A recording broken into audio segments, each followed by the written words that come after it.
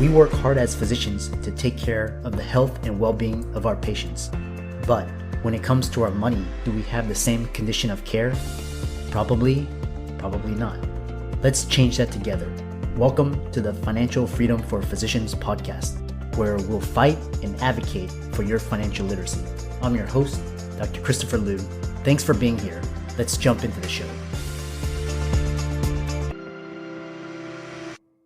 Welcome, everybody, to this week's podcast episode of the Financial Freedoms for Physicians podcast, where we discuss all types of freedoms. So we promote 4 types of freedom, which is time, location, emotional, and financial freedom.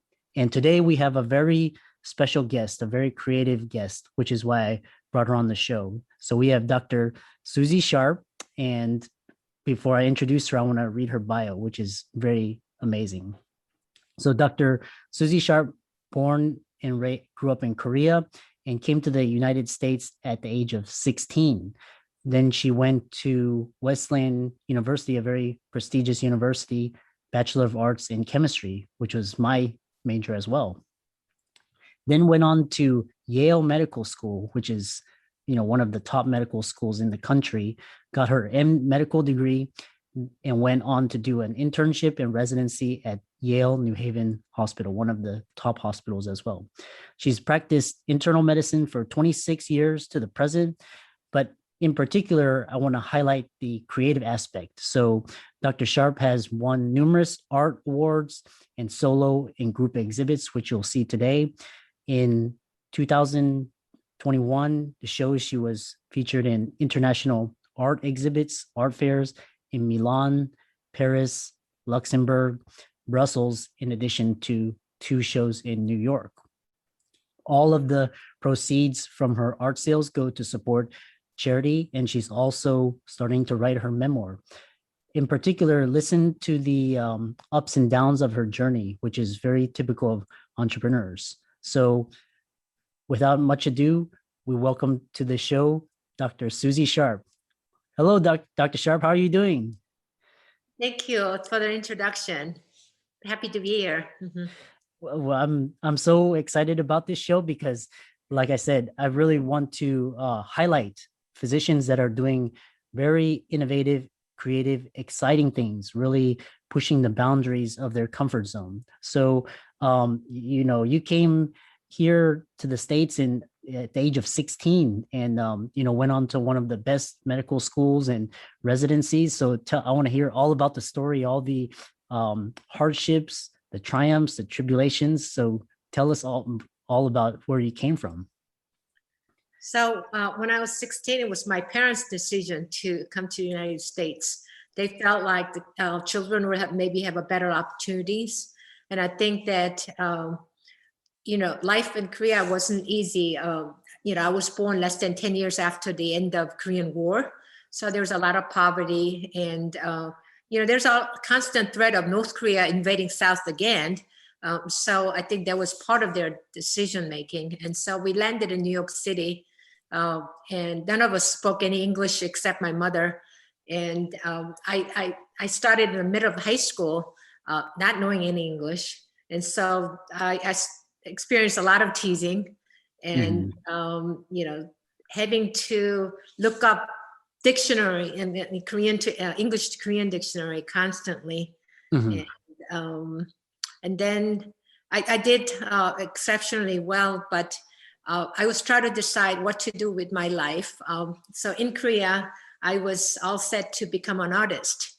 And my dream was to study art and maybe study abroad in Paris, come back to Korea to teach as an art professor. Wow, and, that's amazing. Yeah. But when I landed in New York, I realized my parents, who were professionals in Korea, were suddenly like nobody. They couldn't translate their training and the skills. And in the United States, they were already in their 40s and 50s. Mm-hmm. I realized if I didn't make it on my own, I didn't have any backup system at all. Okay.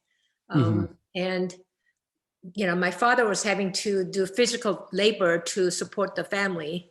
And we were going through, experiencing a lot of discrimination. And I realized that if I became an artist, there was no certainty that I could even support myself. So, at that time I was a good Christian. I thought about maybe becoming a medical missionary and help people. So I decided maybe I should go into medicine instead of art. But it was such a just, literally impossible dream that I couldn't tell anybody that that's what I wanted to do.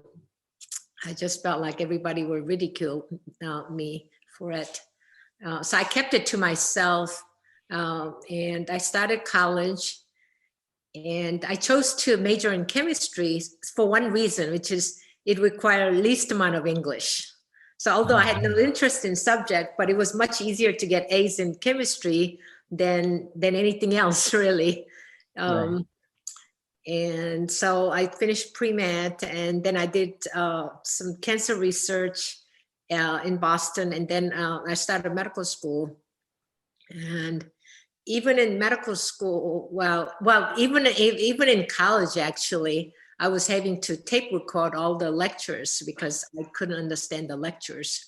So I sat in the front row, recording every lecture and transcribing it later. And 1 hour lecture may take like 4 hours to transcribe and take notes afterward. But that's sort of how I got through, and working multiple jobs because my parents couldn't pay for any part of my education. So all through pre-med and medical school, I worked a lot of hours. And eventually, I became a physician, and I'm very fortunate that I love medicine. And it's been a very, very rewarding career. And very demanding, but very rewarding to help people and make a difference. Wow, that's an amazing story. My parents had similar background because they came to the States in 1978, and back then, they had $200 in a suitcase, and $200 back then was probably $2,000 here. But our culture, we emphasize work ethic and sacrifice and hard work, and we see the fruits of our labor. But also because we experience a lot of hardships and discrimination, especially now these days, with a lot of social movements. So, but back then, people didn't say much. So, you're to be commended to continue. So, and then it's just do whatever it takes mentality to succeed. So, and then you're a excellent example of creating your dreams and then moving forward. So that's why we bring superstars such as yourself onto the show. Thank you. Yeah. And so you did medicine, and now what made you decide to go into art? What were some of the factors that made you decide to transition? So all these years when I was going through medical training and practicing medicine, I knew that at some point I had to do art. I could only defer my passion for so long, And so once kids were a little bit older, I started taking art classes again. And then I joined a lot of art groups and started doing group shows with them. And one time I saw an artist who kind of inspired me to maybe someday I could do a solo show. And so eventually I did a solo show, and it was a huge success. So after that, I started doing multiple solo shows. So, in recent years, I would do maybe up to 25 shows in a year. Some of them are group shows and some are solo shows. And at some point, I basically did solo shows in every major place in Springfield, Missouri. So I dreamt of, reaching out to bigger stage, to ideally maybe New York or West Coast. But last year, my art got discovered online by a gallery in Madrid. Wow. So I got invited to do a show at the international level. So this year I have shows coming up in Paris in June, Luxembourg and Brussels. Wow. Yeah, so I'm really, really excited. Mhm. So have you been able to make I know you've been able to make sales of your artwork, and for the listeners, you can go to Dr. Susie Sharpe's website, which is www.susiesharpe.net, which she's going to bring up in a few moments to highlight some of the work. But it sounds like you have been able to take your passion. So you went from medicine, which was the stable pathway, gave you a good brand, and now that you have stability, now you're able to pursue your passions and your creativity. So tell us more about sounds like you've gotten a lot of exposure with these international shows and solo shows. So tell us more about that. So, well, I'm very active on online, okay, and these international shows are, well, they were actually scheduled earlier this year, but got deferred, got rescheduled for later this year, okay. I did one in Milan last month, and that went well, okay. And so now I have followers all over all over the world, actually. And my art sale is also pretty huge. It really picked up in recent months.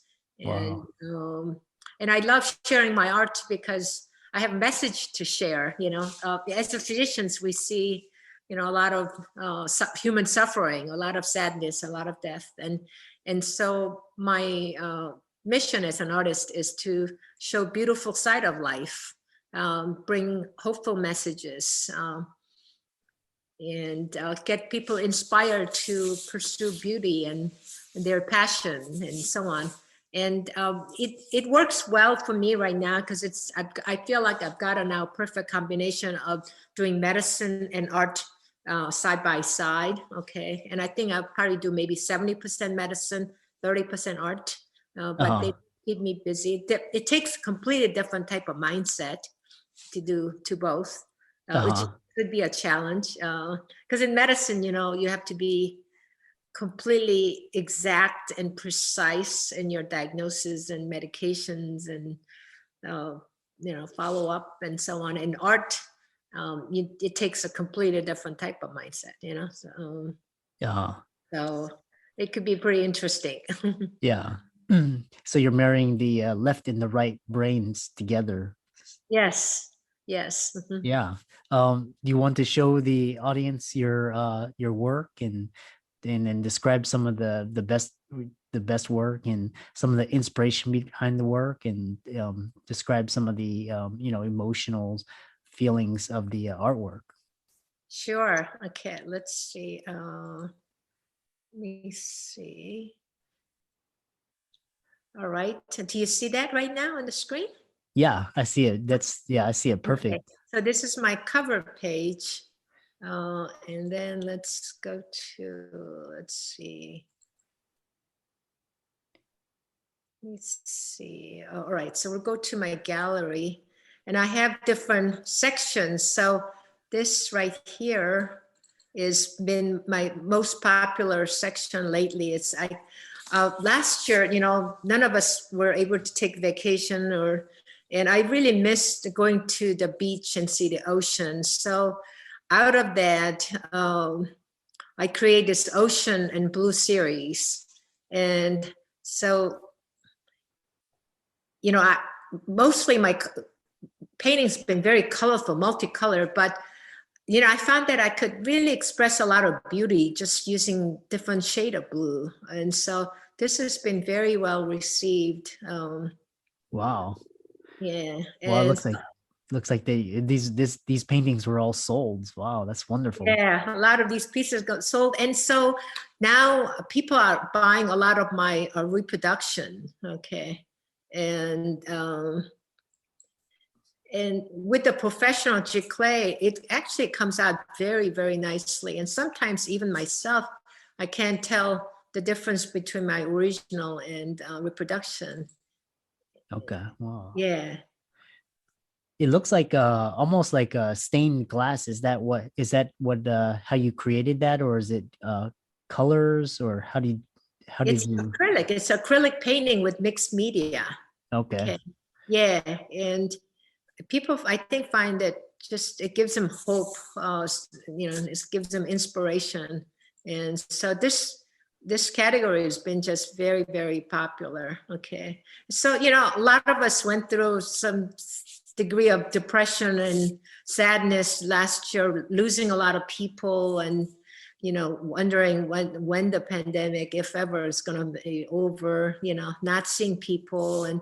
And so I think that's probably why this series, well, that's why it was created.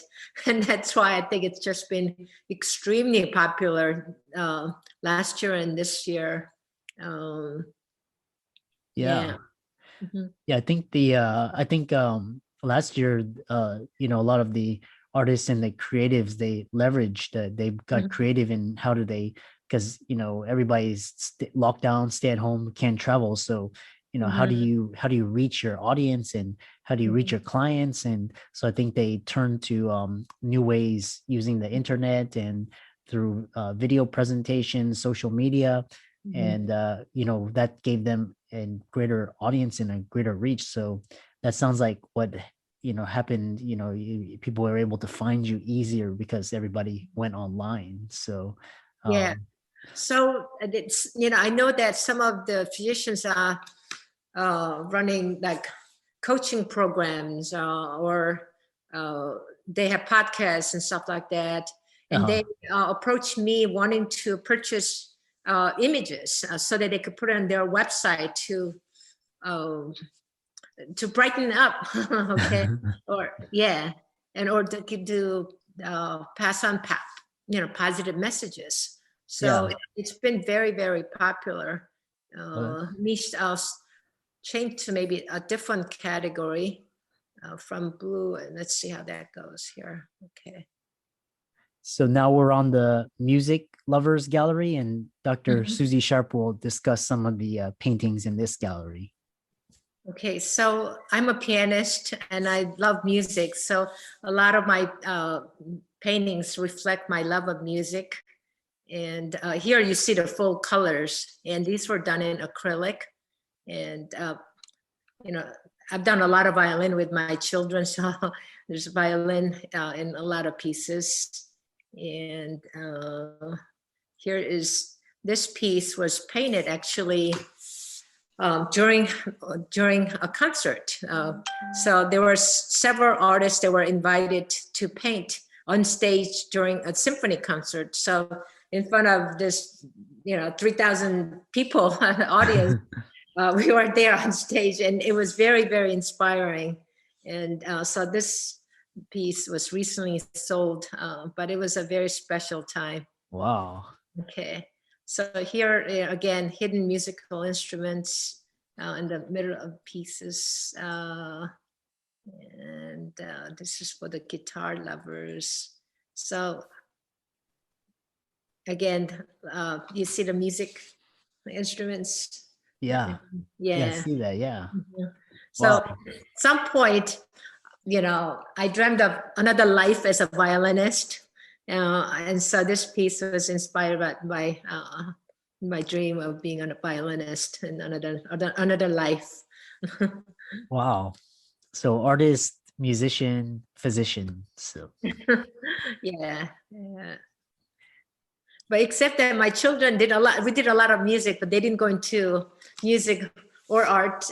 Well, actually, one is doing art, illustration. My daughter's studying illustration. uh-huh. Yeah. And my son is doing an engineering. Oh wow. Mhm. You must be very proud. Yeah, I'm very proud of them. One of the best things that came out of the pandemic is that last year I got to spend a couple months with them. They came home from college and grad school, and so Uh-huh. that was wonderful. Mhm. That Yeah. and I know you have some paintings of a lot of portraits as well. I'm Yeah, sure. Yeah. portraits. Okay, all right. So go to portrait. Okay, so Oh, I'm a big wow. fan of JFK, and you notice that my colors are just very bright and just striking, and Yeah. that's how I like to do portraits. Nice. This is part of my hero series. So JFK, obviously my hero. Bill Gates, my hero, because he is somebody who's been hugely successful, but then he's using his success to better the world. So I love what he does after what he's done after he's retired. So Yeah, all exactly. the difference he and Melinda Gates make through this foundation. So that's very inspiring. This portrait I did actually recently because I was commissioned by another physician to do her work. And again, my heroes Oh, series. oh, it's Gandhi. Okay. Yeah. Wow. These are huge, actually. Each one of these, 24 by 36 or 24 by 30. Yeah. Uh-huh. And then that's my self-portrait. Nice.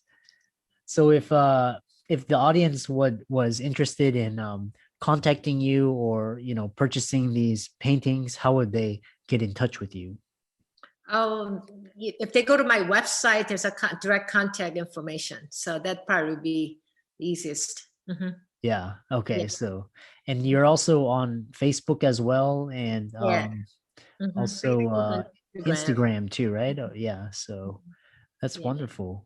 Yeah. So it sounds like you've had a really wonderful, amazing story and very inspiring career and journey. So is there anything you want to share for the audience and to the audience? Also a lot of the links and the references and resources that Dr. Sharpe mentioned will be put in the show notes.